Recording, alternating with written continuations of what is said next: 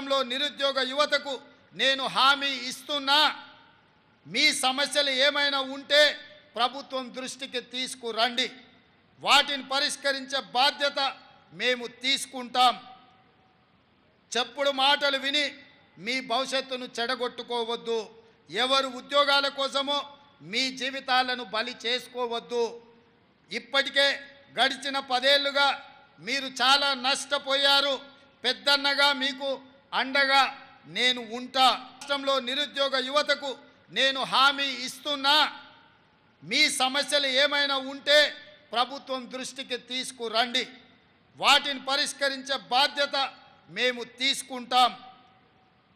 చెప్పుడు మాటలు విని మీ భవిష్యత్తును చెడగొట్టుకోవద్దు. ఎవరు ఉద్యోగాల కోసమో మీ జీవితాలను బలి చేసుకోవద్దు. ఇప్పటికే గడిచిన 10 ఏళ్లుగా మీరు చాలా నష్టపోయారు. పెద్దన్నగా మీకు అండగా నేను ఉంటా.